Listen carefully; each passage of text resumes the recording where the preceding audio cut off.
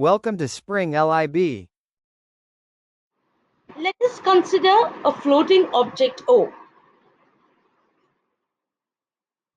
The sum of the vertical forces should be equal to 0. Now this liquid applies a force on the object, and that force is known as the buoyant force, and it is given by capital B. And the force is given by the Archimedes principle.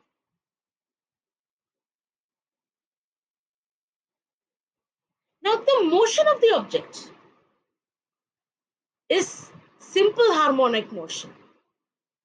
Now if we consider the net force to be Fy, which is equal to minus of Ky, and the time period to be 2 pi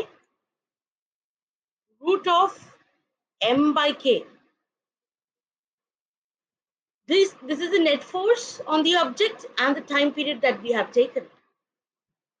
Now let us consider plus y to be downward. So according to that, the V submerged equal to capital LA. Now what is the L? This is the vertical distance from the surface of the liquid to the bottom of the object. From the surface of the liquid to the bottom of the object. So this is L.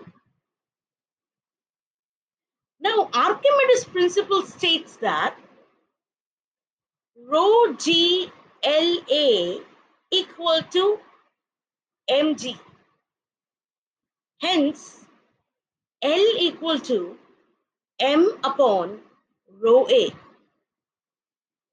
This is the answer of the first part. Understood this much? Now, the B part. The buoyant force is rho G A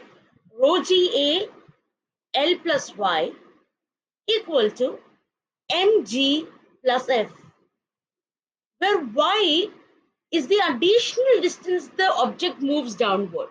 It is the additional distance that object moves downwards.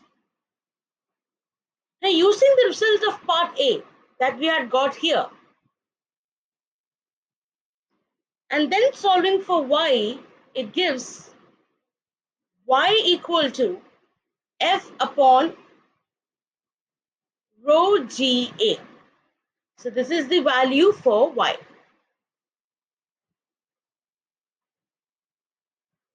Okay. Now, when we move ahead, let's see C part. The net force, that is F net, equal to mg minus rho GA into L plus Y.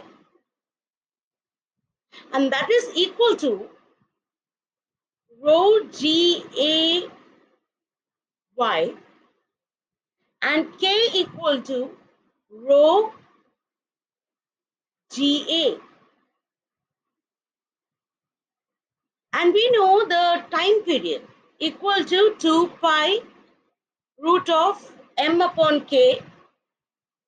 Hence, when we take the value of k from this, so time period would be 2 pi root of m upon rho GA. So this is the required time period.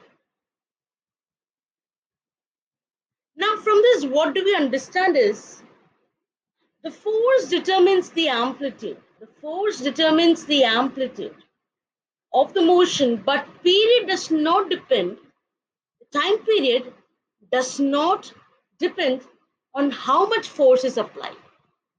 Force determines the amplitude, but not time period. This is what we understand.